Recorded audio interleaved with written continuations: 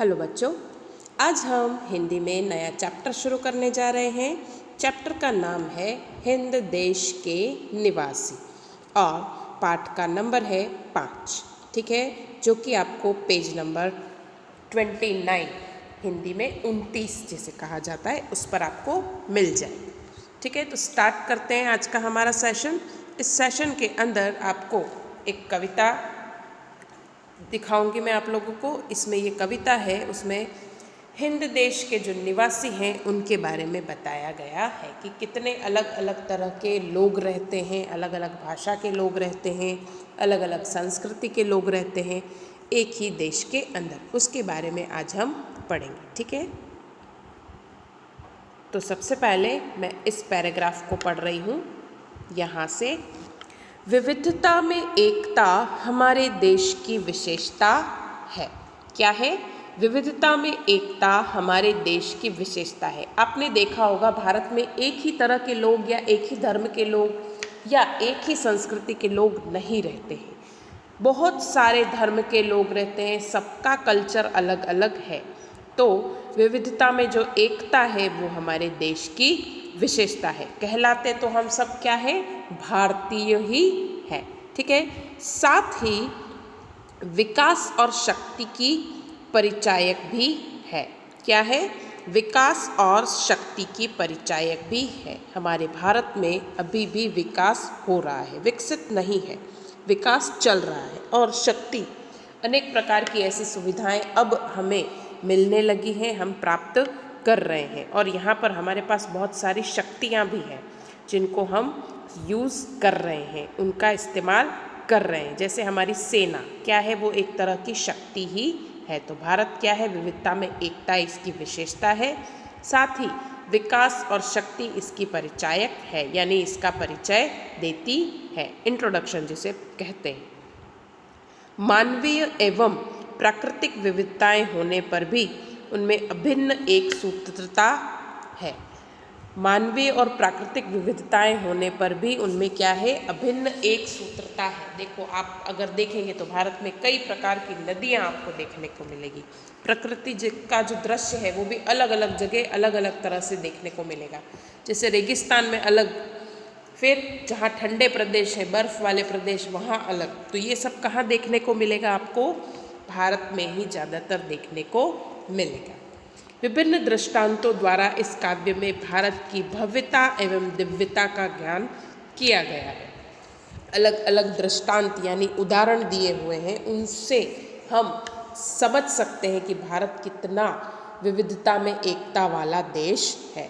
तो सबसे पहले इस कविता को मैं एक बार रीड कर रही हूँ, जिसे आप ध्यान से सुनिएगा। उसके बाद 1 बाय 1 हम एक एक लाइन को अच्छे से क्लियर करेंगे कि उसमें क्या समझाने की कोशिश की गई है। तो सबसे पहले, हिंद देश के निवासी सभी जन एक है, रंग रूप वेश भाषा चाहे अनेक है, बेला गुलाब जूही चंपा चमेली, प्यारे प्यारे फूल गूथे माला में एक है, कोयल की कूक न्यारी पपीहे की टेर प्यारी, गा रही तराना बुलबुल राग मगर एक है, गंगा यमुना ब्रह्मपुत्र कृष्णा कावेरी, जाके मिल गई सागर में हुई सब एक है, धर्म है अनेक जिनका सार वही है, पंथ है निराले सबकी मंजिल तो एक है। तो ये थी कविता। अब हम 1 बाय 1 एक एक लाइन को समझने की कोशिश करेंगे। ठीक है, अब इसमें सबसे पहली लाइन जो है, हिंद देश के निवासी सभी जन एक है, रंग रूप वेश भाषा चाहे अनेक है। तो इसमें ये समझाने की कोशिश की गई है कि हिंदुस्तान में जितने भी लोग हैं, भारत में जितने भी लोग रहते हैं, उनमें अलग अलग रंग के, रूप के, वेश के और अलग अलग भाषा बोलने वाले लोग रहते हैं। लेकिन क्या है? वो सभी लोग एक हैं, भले ही उनमें अलग अलग विविधताएं दिखाई दे। कहलाते तो वो क्या है? हिंद देश के निवासी यानी हिंदुस्तानी ही कहलाते हैं, भले ही कितनी भी विविधताएं क्यों ना हो। तो भारत में रहने वाले सभी लोग एक हैं उनके रंग रूप, पहनावे और भाषाएं भले ही अलग अलग क्यों न हो। अगली लाइन है, बेला गुलाब जूही चंपा चमेली, प्यारे प्यारे फूल गूंथे माला में एक है। अब बेला, गुलाब, जूही, चंपा, चमेली आदि जो हैं फूल क्या हैं, अलग अलग हैं। आपने सबके अलग अलग फूल देखे भी होंगे, परंतु ये प्यारे प्यारे फूल माला में जब गूंथते हैं तो क्या हो जाते हैं, एक बन जाते हैं। उसी तरह से अलग अलग होकर भी सारे भारतवासी क्या है, एक है। आपने देखा होगा, हम भले ही कहीं भी रहें, ठीक है, तो हम कहलाएंगे तो क्या, भारतीय। क्या कहलाएंगे, भारतीय ही कहलाएंगे। फिर अगला है, कोयल की कूक न्यारी, पपीहे की टेर प्यारी, गा रही तराना बुलबुल, राग मगर एक है। अब आपने देखा होगा, कोयल की जो बोली होती है वो निराली होती है। पपीहे की बोली होती है, उसमें क्या होती है, मिठास होती है, उसकी अलग ही अपनी मिठास होती है। बुलबुल का जो गीत भी है वो अलग तरह का होता है। कोयल की कूक न्यारी होती है, पपीहे की टेर प्यारी होती है, और बुलबुल जो है वो अपना अलग ही राग गाती है, उसका अलग ही राग होता है।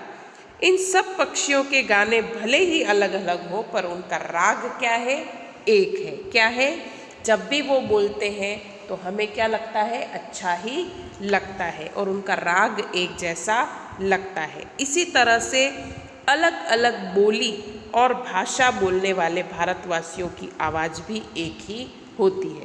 जब भी हमारे देश के लिए कुछ करने की बात आती है तो हम क्या बन जाते हैं, भारतीय बन जाते हैं। जैसे पशु, जितने भी पक्षियों के नाम बोले, वो जो भी हैं उनकी आवाज़ें वो बोलते हैं, गाते हैं, लेकिन उनकी राग क्या है, एक ही है। उसी तरह से भारतवासी भले ही अलग अलग बोली के, भाषा के हैं, लेकिन उनका जो जब भी कोई आवाज़ उठाता है तो वो सब एक हो जाते हैं। ठीक है, नेक्स्ट लाइन जो है कि गंगा यमुना ब्रह्मपुत्र कृष्णा कावेरी, जाके मिल गई सागर में, हुई सब एक है। अब अलग अलग तरह की नदियाँ भारत में आपको देखने को मिलेगी, अलग अलग जगह पर, लेकिन जब भी वो सागर में जाती है तो क्या हो जाती है, एक हो जाती है। क्या हो जाती है, एक हो जाती है।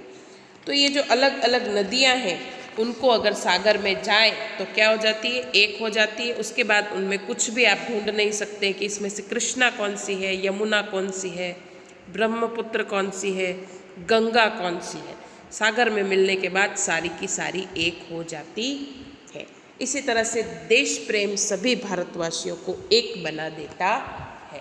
हम अभी 15 अगस्त आ रही है तो हम लोगों में इतना वो, ये तो 15 अगस्त आ रही है इसलिए मैं आपको बता रही हूँ, अगर देश के बारे में कुछ करने के लिए आता है तो कोई भी भारतीय पीछे नहीं हटता है। ठीक है, धर्म है अनेक जिनका सार वही है, पंथ है निराले सबकी मंजिल तो एक है। अब धर्म बहुत सारे हैं हमारे भारत में, तो इतने धर्म हैं जिनकी कोई गिनती भी नहीं, पर उनका सार तत्व एक ही है। क्या है, उनका जो मकसद है धर्मों का वो एक ही है। सभी संप्रदाय अलग अलग विशेषता रखते हैं, सभी धर्मों की अलग अलग विशेषता है, पर सबका ध्येय क्या है, मनुष्य को उन्नत बनाना। अब बहुत सारे धर्म हैं, जो धर्म जैसे हिंदू है, मुसलमान है, सिख हैं, ईसाई हैं, उन सब का सार क्या है कि लोगों की उन्नति हो, लोग प्रगति करें। वो दीन दुखियों की सेवा भी करते हैं। कई धार्मिक संस्थाएं दीन दुखियों की सेवा करती हैं, उनको मुफ्त में खाना भी खिलाती है। कई जगह पर ऐसा होता है, एक साथ बैठकर खाना भी खाते हैं। तो सभी का क्या है, सार एक ही है कि मनुष्य उन्नत बने, विकसित हो और उसकी सदा प्रगति हो। इसी तरह से भारतवासियों का लक्ष्य एक ही है, अपने देश की उन्नति करना। जैसे धर्मों का लक्ष्य है कि मनुष्य की उन्नति करना, उसी तरह से भारतवासियों का जो है लक्ष्य वो क्या है, भारत की उन्नति या देश की उन्नति करना। उनके मन में यही भावना है कि भारत आगे से आगे बढ़े। ठीक है, तो ये जो कविता मैंने आपको अभी समझाई उसको आपको एक बार अच्छे से रीड करना है। ठीक है, इस कविता में यही समझाने की कोशिश की गई है कि भले ही धर्म अलग हो, रूप अलग हो, भेष अलग हो, भाषा अलग हो, लेकिन हिंद देश के जो निवासी है वो क्या है, एक है, कहलाएंगे भारतीय या हिंदुस्तानी ही कहलाएंगे। ठीक है। अब इसमें सबसे नीचे की तरफ शब्दार्थ हैं जिनको आपको एक बार रीड करना है, उसके बाद नोटबुक में लिखना है। तो सबसे पहले है कूक। तो कूक क्या है, कोयल की आवाज़ है। क्या है, कोयल की आवाज़ है। पपीहा, तो पपीहा एक पक्षी का नाम है। क्या है, पपीहे नाम का एक पक्षी होता है। टेर यानी पपीहे की पुकार, पपीहा जो बोलता है उसको टेर कहा जाता है। तराना यानी गीत, पंथ यानी रास्ता, निराला यानी अनूठा, अलग ही होता है जो, मंजिल यानी ध्येय, मंजिल का मतलब क्या होता है, ध्येय होता है कि हमें किस जगह पर पहुंचना है। तो ये जो कविता और शब्दार्थ हैं वो आपको नोटबुक में लिखने रहेंगे। ठीक है।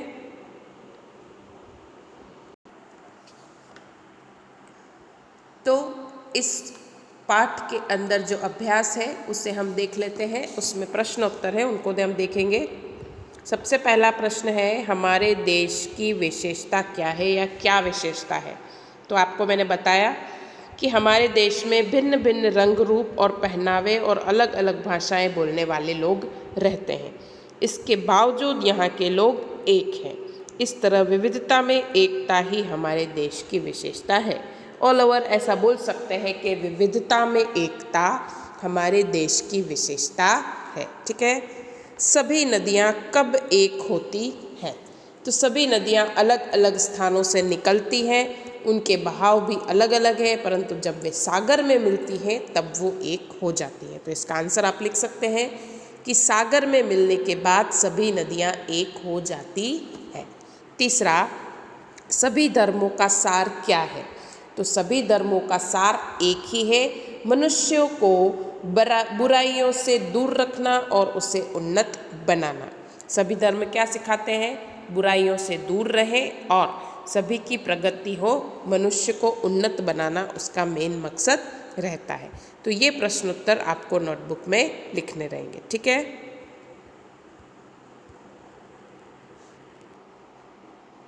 अब आपकी टेक्स्ट बुक के अंदर अभ्यास में प्रश्न 2 है, शब्द पंखुड़ियों को उचित क्रम में रखकर वाक्य बनाइए। आपको ये जो शब्द हैं वो अलग अलग दिए हुए हैं, उनका एक पर्टिकुलर सार्थक वाक्य आपको बनाना है।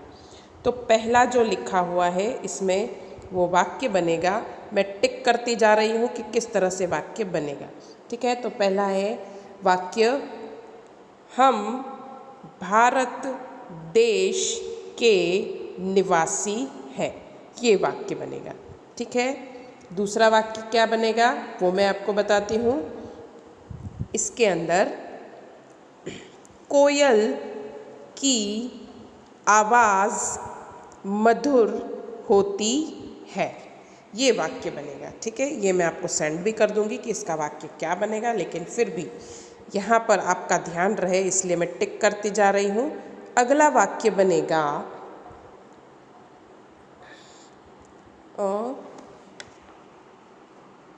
कौन सा है ये वाक्य बनेगा, उसको ढूंढना पड़ेगा।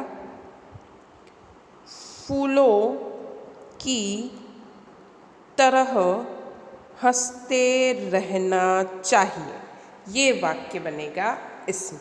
ठीक है। ये वाक्य मैं आपको सेंड कर दूंगी ताकि आप आराम से लिख सकें।